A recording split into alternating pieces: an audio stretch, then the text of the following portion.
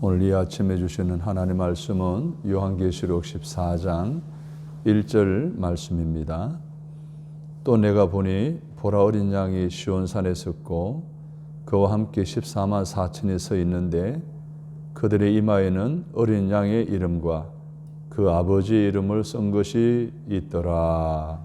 아멘. 마지막 심판 때에 구원 받은 자의 삶은 이라는 제목으로 말씀을 들으려고 합니다. 오늘 본장에서는 요한이 두 부류의 환상을 보게 됩니다. 한 부류는 어린 양과 함께해서 새 노래를 부르는 14만 4천 명의 사람들, 그리고 하나님의 진노의 잔, 그 포도주를 마심으로 고난받는 사람들의 환상을 보게 되는데요. 더 나아가 신자와 불신자의 마지막을 추수로 비유하는 환상까지 보게 됩니다. 크게 이 두 가지의 환상은 마지막 때의 심판에 관한 모습들을 보여주는 환상입니다. 그럼 마지막 심판 때에 우리는 구원받은 자의 모습인가? 아니면 그 반대의 모습으로 설 것인가? 오늘 저와 여러분이 믿음의 생활한 궁극적인 목적은 영원한 구원이죠. 하나님의 거룩한 백성으로 천국에 입성하는 것인데, 그러기 위해서 우리는 어떻게 살아가야 할 것인가?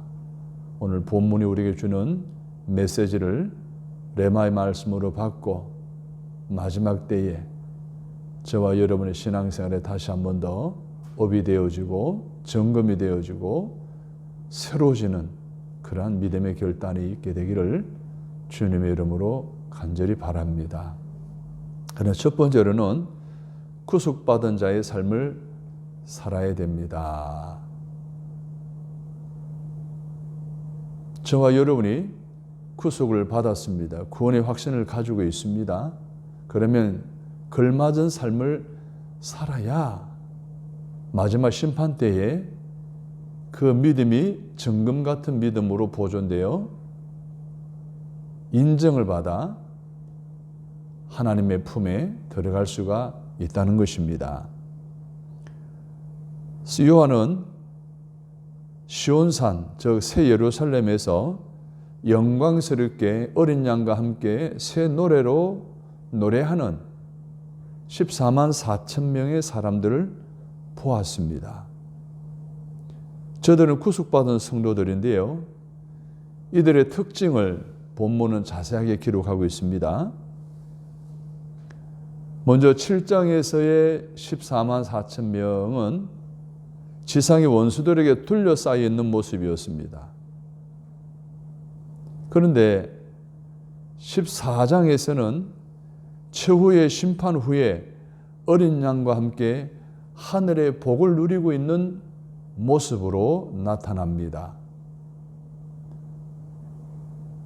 이전엔 세상에 여러 많은 미혹하는 적그리스도, 핍박하는 자들에 둘러싸여 있었는데 이제는 어린 양과 함께 하늘의 복을 누리고 있다는 그런 구원받은 자의 모습을 기록하고 있습니다. 그런데 이들이 누군가 하면 예수님과 하나님의 이름을 새긴 표를 가진 자들이라 이렇게 기록되어 있습니다. 2절 3절에 보면 보호자와 네 생물과 장로들 앞에서 새 노래를 부르고 있고요. 또 4절에 보게 되면 음행을 피해 순결을 지키고 도덕적으로 깨끗한 삶을 살았고요. 철저히 그리스도에게 헌신하는 모습을 보여줍니다.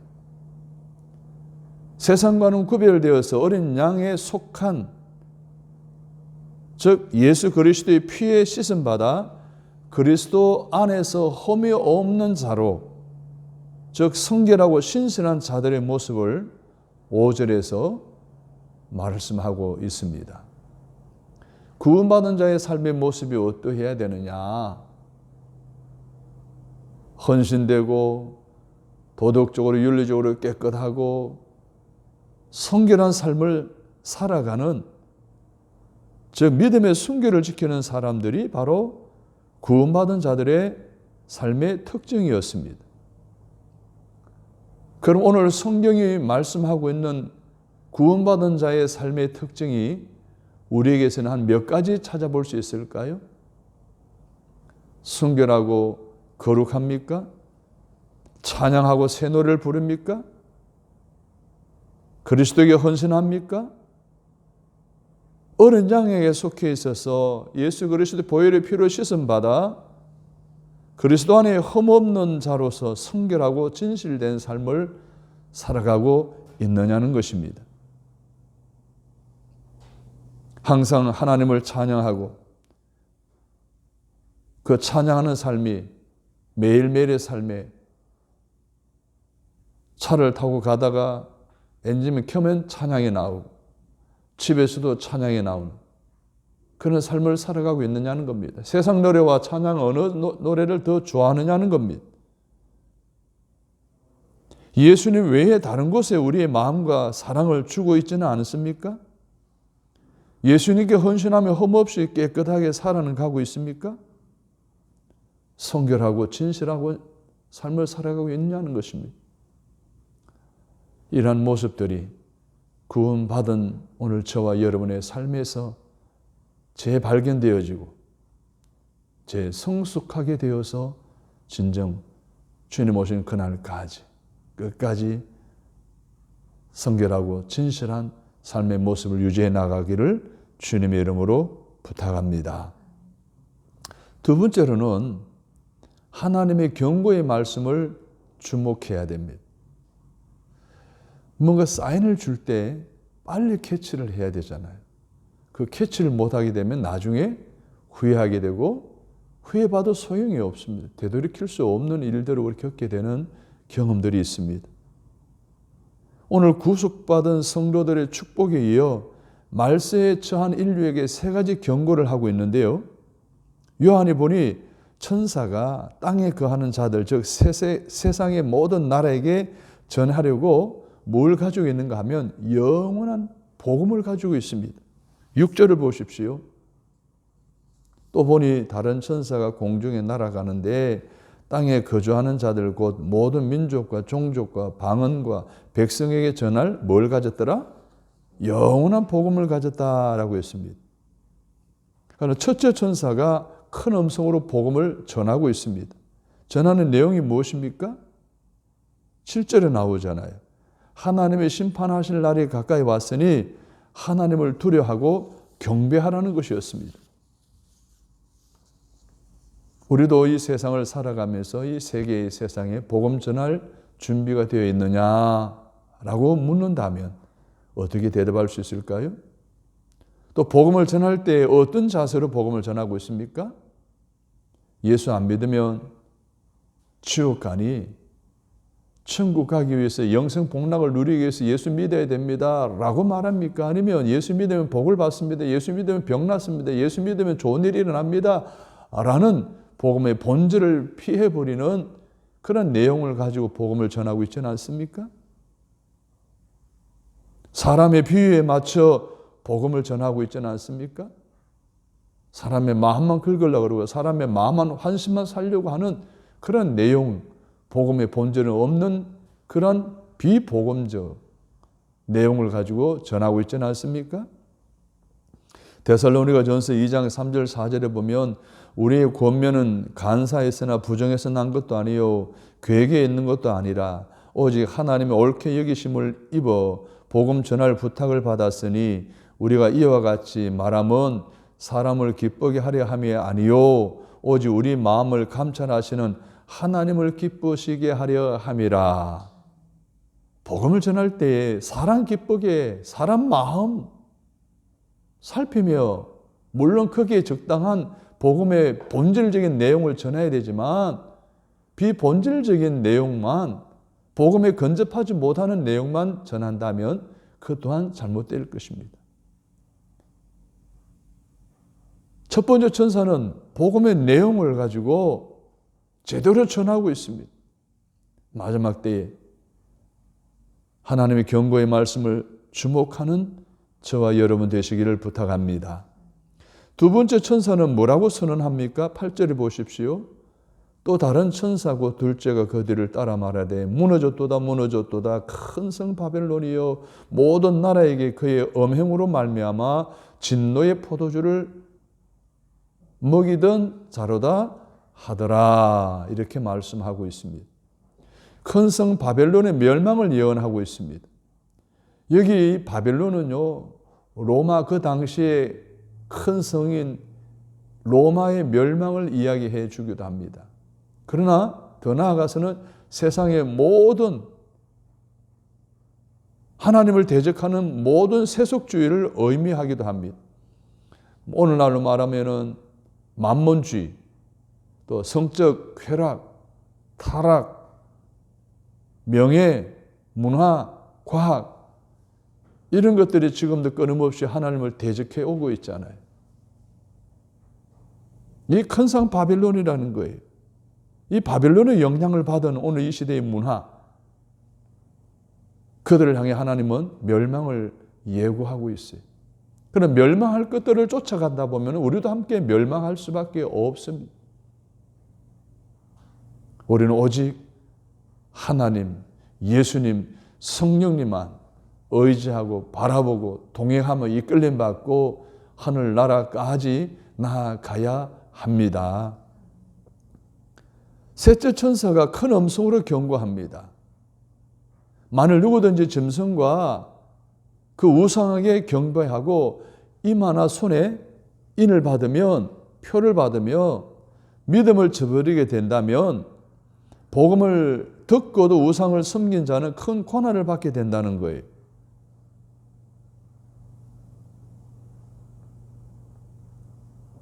즉 하나님의 가차없는 심판을 받고 거룩한 천사들과 어린 양 앞에서 불과 유황으로 고통을 당할 것이라는 말씀하고 있어요. 그런데 반대로 고난의 때에 복음을 받아 인내하며 계명과 믿음을 지킨 자, 주 안에 있는 자들을 12절 13절에 보십시오. 성도들의 인내가 여기 있나니 그들은 하나님의 계명과 예수에 대한 믿음을 지키는 자니라. 또 내가 들으니 하늘에서 음성이 나서 이르되 기록하라. 지금 이후로 주 안에서 죽는 자들은 복이 있도다 하시매 성령이 이르시되 그러하다. 그들이 수고를 거치고 쉬리니 이는 그들의 행한 일이 따름이라 하시더라. 이들의 수고가 거치고 쉬리니 이는 저희의 행한 일이 있기 때문이라는 거예요. 그러므로 시련의 때에 타락하여 짐승의 표를 받지 말고 인내 가운데서 우리의 믿음을 지켜야 합니다. 예수님 안에서 죽는 자들은 죽음까지도 복이 된다고 말씀하고 있잖아요. 왜 그럴까요? 구속의 주 예수 그리스도를 만나게 되며 온갖 고난과 역경과 시련으로부터 벗어나 안식을 누리기 때문에 그렇습니다. 사랑하는 여러분, 고난의 때에, 환난의 때에, 이 마지막 때에 우리는 즉 그리스도 이 바벨론의 영향을 받아 이마나 손에 표를 받아 지옥으로 가는 것이 아니라 하나님의 구원받은 자로서 하나님 원하시는 수고가 거치고 쉬는 곳으로 끝까지 믿음을 지켜 죽음까지도 복이 되는 이 놀라운 천국 입성하는 은혜를 누리시기를 주님의 이름으로 바랍니다. 마지막으로 마지막 심판에서 구원받은 자의 삶은 어떻게 살아야 되는가 따라서 합니다. 알곡으로 충실한 삶을 준비해야 합니다. 사도 요한은 사람의 아들 같은 이가 추수하는 광경을 보았습니다. 여기 14절에 흰 구름의 흰색은 거룩함을 말합니다. 구름은 심판을 말합니다. 그리고 사람의 아들 같은 이는 예수님을 말하고요. 그 면류관은 승리를 떠납니다. 그러니까 예수님이 승리의 면류관을 쓰고 오른손에는 낫을 들고 계시는데 심판의 광경을 묘사하고 있습니다. 곧 추수할 준비가 완료된 것을 말하고 있습니다. 추수는 왜 하는 거예요? 거둬들이기 위해서, 소유하기 위해서입니다. 알곡은 곡간에 들이기 위한 추수 아닙니까? 부름받은 택한 백성을 거두어서 천국으로 들어보낼 준비가 되어 있다는 거예요. 그러기 위해 이제 낫을 들고 기다리신다는 거예요.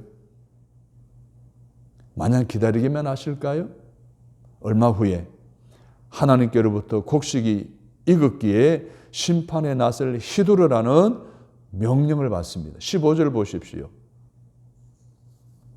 또 다른 천사가 성전으로부터 나와 구름 위에 앉은 이를 향하여 큰 음성으로 외쳐 이르되 당신의 낫을 휘둘러 거두소서. 땅의 곡식이 다 익어 거둘 때가 이르렀음이니이다 하니. 추수할 때가 됐다는 거예요. 지금까지 다 휘두를 준비를 다 하고 있다가 하나님의 명령이 떨어지자 휘둘기 시작해서 추수하고 알곡 성도들은 천국으로 드린다는 그런 말씀이에요.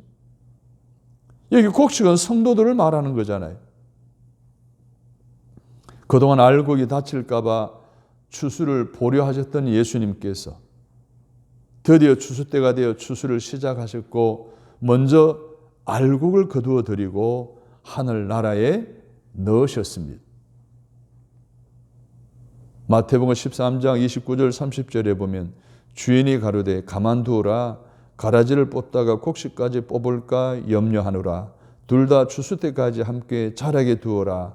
추수 때에 내가 추수꾼들에게 말하기를 가라지는 먼저 거두어 불사르게 단으로 묶고 곡식은 모아 내 곡간으로 넣어라 하니라. 이 곡식은 성도를 말하는 거예요. 어린 양이신 흰옷 입은 예수님이 낫을 들고 추수 때를 기다리고 있는 거예요. 하나님 명령하시면 곧바로 추수하시는 거예요. 사랑하는 여러분, 알고 성도가 되셔야 됩니다. 충실한 성도가 되어야 됩니다. 어느 순간에 주님이 오실 줄 모르는 그런 영적인 긴박함 속에 한순간 한순간 살아는 걷는 듯한 그런 영적 긴장 속에 우리는 알고 성도로 살아가려고 몸부림쳐야 됩니다. 언제 낫을 휘두를 줄 모르잖아요. 휘두를 때 가서 쭉정이의 모습으로 있었다라, 신앙에 침체되어 있어 쭉정이의 모습으로 서 있었다. 그때 우리는 어떻게 되겠어요? 항상 신앙의 업이 되도록, 영적인 침체 일어나지 않도록, 주님을 떠나는 일이 없도록 예수를 그리스도로 고백하며 날마다 주님에게 충성된 일꾼으로, 충성된 성도로, 알곡 성도로 믿음의 생활을 하시다가 마지막 추수 때에 다 천국에 입성할 수 있게 되기를 주의 이름으로 축원합니다. 불신자들은 어떻게 된다고요? 19절을 봅니다. 시작. 천사가 낫을 땅에 휘둘러 땅에 포도를 거두어 하나님의 진노의 큰 포도주 털에 던짐에 성 밖에서 그 털이 밟히니 털에서 피가 나서 말굴레에까지 닿았고 1600 스타디온에 퍼졌더라. 전 세상에 있는 모든 불신자들이 쭉정이 신자들, 쭉정이 지나지 않는 이들이 다 피바다가 된다는 거예요. 심판을 받게 된다는 거예요. 진노의 털 속에 던져지게 된다는 거예요. 자, 그러면 결론적으로 우리는 알곡입니까? 쭉정입니까? 하나님의 심판의 때를 준비하고는 계십니까? 오늘 이 말씀을 듣는 모든 분들이 마지막 심판 때에 구원받을 만한 그런 신앙의 삶으로서 구속받은 자에 걸맞는 삶을 살아가시기를 바랍니다. 하나님께서 우리에게 경고하실 때에 후투려 듣지 마시고 새겨 듣고 그때그때마다 다시 주께로 돌아오시기를 바랍니다. 알곡 성도로서 충실한 모습으로 신앙생활 하시는, 그래서 마지막 때에 다 천국에 입성할 수 있는 저와 여러분이 되시기를 주님의 이름으로 축복합니다. 좋으신 하나님,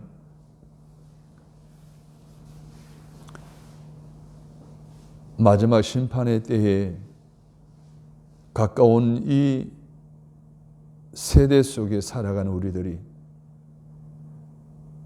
어떻게 살아야 할 것인지, 구원받은 성도로서의 삶의 모습들을 오늘 요한을 통해 주시는 이 환상의 말씀을 통하여 깨닫게 해주시니 감사합니다.